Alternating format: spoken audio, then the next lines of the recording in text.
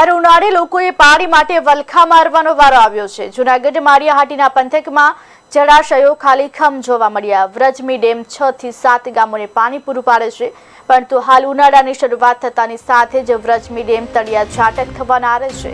માત્ર 4% પાણી બચ્યું છે, જ્યારે માળિયાહાટીના પંથકના 4 થી 5 ગામોને પાણી પૂરું પાડતો ભાખરવડ ડેમમાં માત્ર 12% પાણી છે અને આ જળાશય પણ ખાલી થવાની આરે પહોંચી ગયો છે। પરંતુ આ બંને જળાશયોમાં પાણી ખૂટશે તો પછી શું થશે તેને લઈને લોકોને ચિંતા સતાવી રહી છે।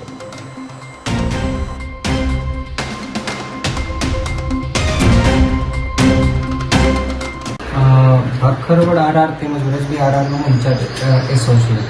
વ્રજબી આરઆરમાં અત્યારે 2% પાણી છે આજની તારીખ 2/6/25ના રોજ।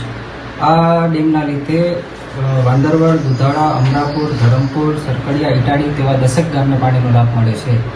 અત્યારે ઉનાળાના લીધે ડેમમાં એકદમ ઓછું પાણી છે। વાત કરીએ તો ભાખરવડ આરઆર યોજના, ભાખરવડ આરઆર યોજનામાં અત્યારે 11% પાણી અવેલેબલ છે। ભાખરવડ ડેમના લીધે ભાખરવડ, વડાળા, માળિયા, ચાંદડી, ઝુમટી, આંબેજા તેવા 8 ગામને પાણીનો ભૂગર્ભ પાણીનો ઊંચા દાવાના લીધે લાભ મળે છે।